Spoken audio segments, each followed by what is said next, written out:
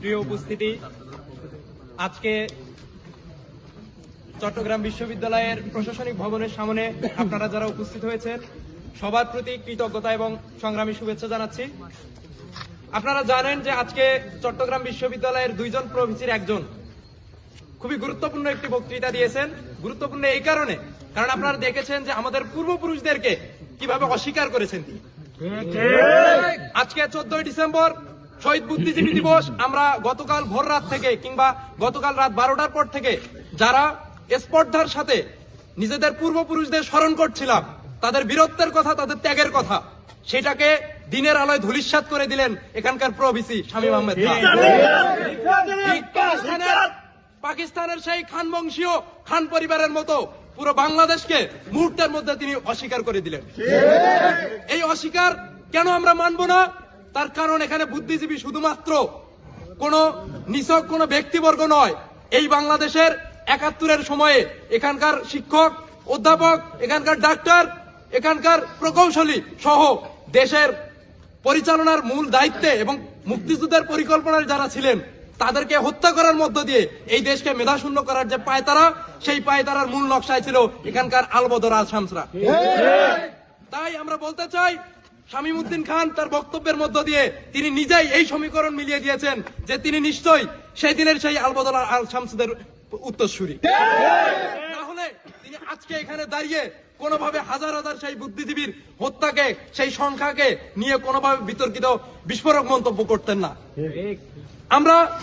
আপনারা জানেন যে গত কয়েকদিন আগে আমি একটা কথা বলে দিতে চাই যে আমাদের যে ওসমান হাদি, যিনি গুলিবিদ্ধ হয়েছেন এই দেশে 24-এর পরে, জুলাই যোদ্ধা, তিনি দেখবেন যে এখানকার যে এক সাংবাদিককে বলেছিলেন যে খুনিকে খুনি বলতে হবে, অর্থাৎ 24-এর যে খুনি আওয়ামী লীগ এবং আওয়ামী ফ্যাসিবাদ, সেই আওয়ামী ফ্যাসিবাদকে যে ফ্যাসিবাদ বলতে না পারা এবং খুনি না বলতে পারা, সেই যে সেই সাংবাদিককে তিনি বলেছিলেন যে আপনাকে যদি বলতে হয় তাহলে আপনি স্পষ্ট করে বলবেন। আজকে আমরাও বলতে চাই, এই যে শামীম খান তিনি যে বললেন যে পাকিস্তানি যোদ্ধা, তিনি যদি পাকিস্তানের সেই হানাদার বাহিনীকে খুনি না বলতে পারেন, তাহলে নিজেকে সেই দিনের সেই আলবদর আল শামসের খুনির পক্ষের শক্তি হিসেবে নিজেকে দাবি করতে হবে। আজকে চবির মাটি থেকে আমরা এটা বলে দিতে চাই যে এই বিশ্ববিদ্যালয় কোনোভাবে নব্য ফ্যাসিবাদের সম্মতি উৎপাদন কারখানা হবে না। আমরা এটা হইতে দিব না, কারণ আমরা সেই শহীদ বুদ্ধিজীবীদের উত্তরসূরি, আমরা সেই স্পর্ধার, সেই মাথা না নোয়ানোরদের উত্তরসূরি, যারা মেরুদণ্ড নিয়ে নিজেদের জীবনের বিনিময় হলেও এই দেশের স্বাধীনতা এবং এই দেশের ইতিহাস আমরা রক্ষা করে চলবো। ধন্যবাদ সবাইকে। আমাদের সকল বুদ্ধিজীবীকে আমি রিশাদ আমিন বর্ণ, গণতান্ত্রিক ছাত্র কাউন্সিলের পক্ষ থেকে আজকে আমাদের প্রো-ভিসি শামীম স্যার যেই বক্তব্যটি দিয়েছেন বুদ্ধিজীবী হত্যা নিয়ে, সেটা আমরা ঘৃণা ভরে প্রত্যাখ্যান করছি। বন্ধুগণ, আমরা আজকে দেখতে পাই, আমরা আওয়ামী বুদ্ধিজীবীদের যেভাবে বলতে শুনেছি যে জুলাই হচ্ছে একটা মেটিকুলাস ডিজাইন, জুলাই হচ্ছে একটা কি বলবো মার্কিনীদের একটা মেটিকুলাস ডিজাইন, আমরা সেই একইভাবে জামাতি বুদ্ধিজীবীদের দেখি যে তারা মুক্তিযুদ্ধকে একটা ভারতের মেটিকুলাস ডিজাইন বলে তারা উপস্থাপন করতে চায়।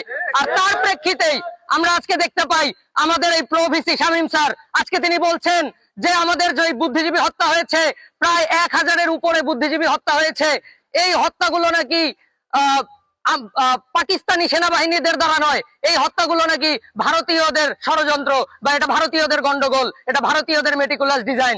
বন্ধুগণ, আমরা দেখতে পাই যেভাবে জুলাই অভ্যুত্থানকে, যেটা একটা জনগণের স্বতঃস্ফূর্ত অংশগ্রহণের মাধ্যমে হয়েছে, সেটাকে একটা জনযুদ্ধকে যেভাবে পোর্ট্রে করা হয় মেটিকুলাস ডিজাইন হিসাবে, আমরা দেখি জামাতিরা ওই একইভাবে ৭১-এর জনযুদ্ধকে মেটিকুলাস ডিজাইন হিসাবে উপস্থাপন করে। বন্ধুগণ, আমরা বুঝতে পারি এর মাধ্যমে যে ওই আওয়ামী লীগ আর ওই জামাত আসলে ওই একই মুদ্রার এপিঠ আর ওপিঠ।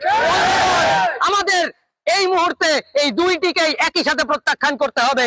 বন্ধুগণ, আমাদের এই ধরনের যারা বুদ্ধিজীবী আছে, যারা জনগণের অংশগ্রহণকে, জনযুদ্ধকে অস্বীকার করে, যারা জনযুদ্ধকে মেটিকুলাস ডিজাইন বলে, তাদেরকে আমাদেরকে প্রত্যাখ্যান করতে হবে। এই বলে আমি আমার বক্তব্য